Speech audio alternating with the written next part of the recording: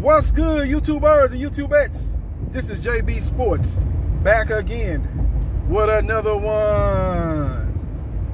Unified heavyweight champion Anthony Joshua did an interview recently with Sky Sports, and he talked about former WBC heavyweight champion Deontay Wilder. Talked about his skill set, basically his lack of skills. Basically what he talked about, man. He said Wilder just got the right hand, and that's it.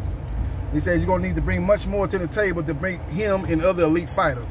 He says simply at the top level, you can't be a one-trick pony.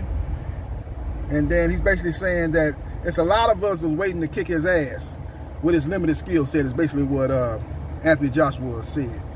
You know, this guy always trying to bring in Dillian White.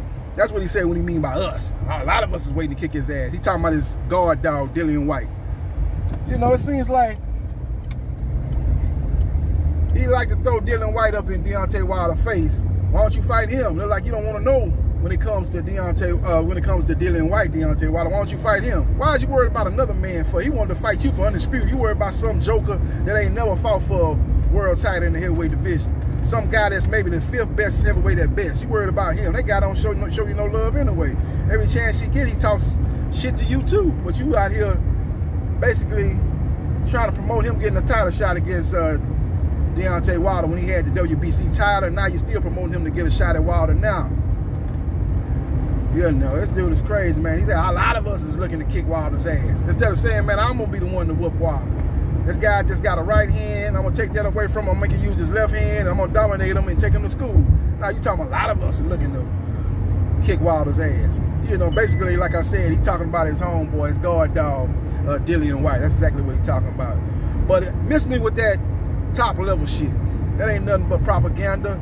And that sound good back in the 1970s when they had a lot of elite heavyweights.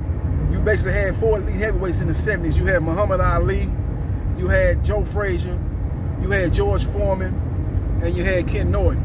And then you had second-tier heavyweights like Ron Lyle, Ernie Shavers, Jerry Quarry, Oscar Bonavita. You had guys like that on that level that were second-tier heavyweights that were very good in their day. You know what I'm talking about? But that's not the case right now in the heavyweight division. The heavyweight division basically goes 3 deep. 3 deep. That's it.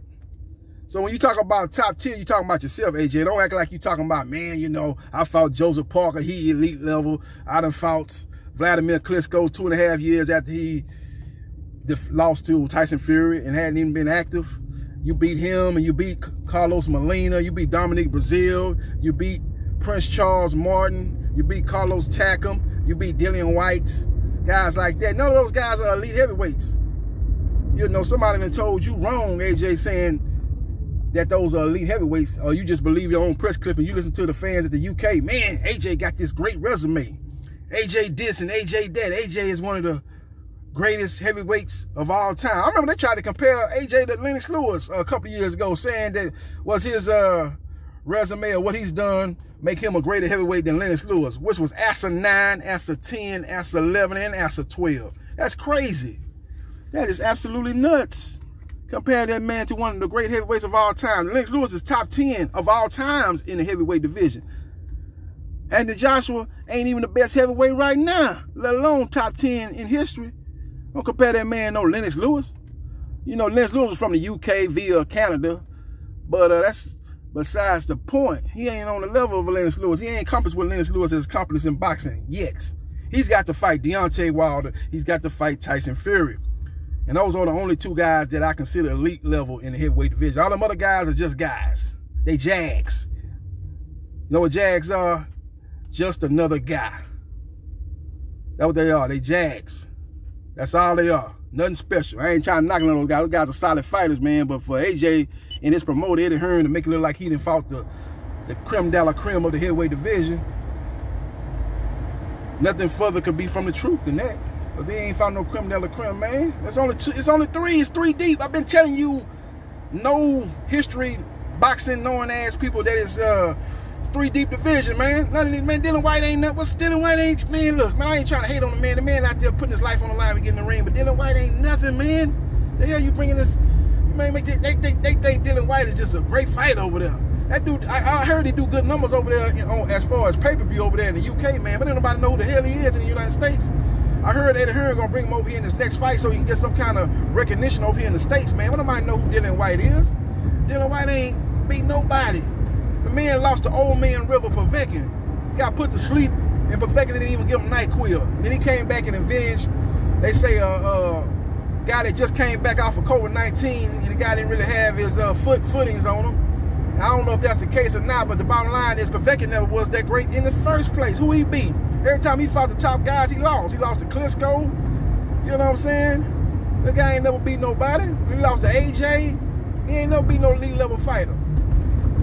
So it ain't no elite level fighters outside of the big three. This ain't the 70s. This ain't the Four Kings. That's the original Four Kings. You know, they got a documentary out right now on Showtime talking about the Four Kings, Duran, Leonard, Hagler, and Hearns.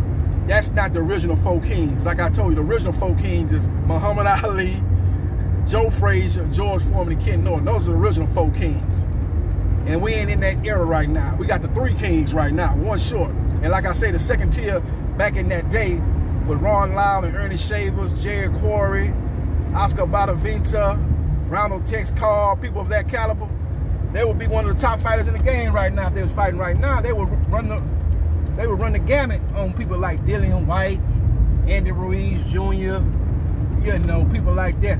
Carlos Molina, Dominique, Big Titties, Two Titties, Brazil, you know, beating guys of that caliber, you know, Otto Valin, he's a solid fighter with no power. They would run through them guys, man. So this ain't the same era, man. Like I said, it's 3 deep. 3 deep. So AJ basically says he's not an elite fighter. He says he's a good fighter, but basically all heavyweights are good, all heavyweights can punch. Basically trying to diminish Deontay Wilder's power, which is asinine in its own statement that he made. That's crazy. The guy's got sick power. He's one of the greatest knockout artists in the history of the heavyweight division. You put him right up there with the Ernie Shavers of the world, the George Foremans of the world, the Mike Tysons of the world. And when you look at his KO ratio, his ratio is better than all 3 of those guys. Now, you can say those 3 guys was in there with better competition, and, you know, and I would have to say, yes, you're right. But George Foreman was in there with a deeper division, more talented division of heavyweights when he was out there knocking people out. I just told you that about him being the Four Kings of the 70s. So obviously he was in there with overall a deeper class than Deontay Wilder is. But the numbers speak for themselves. Men lie, women lie, numbers don't. And his numbers say he's one of the greatest KO artists in the history of boxing. And for you to try to downplay that, it's just showing you the jealousy of him. Like I said, why did you turn down that $50 million that you asked for, AJ? Why did you do that? Why did you turn down that $50 million that you asked for? And then you was gonna get 50-50 pay-per-view splits.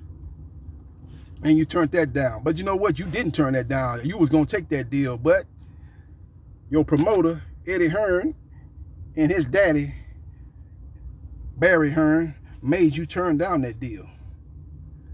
And then people want to talk about, well, Wilder ducked AJ. Wilder didn't take the DAZN deal.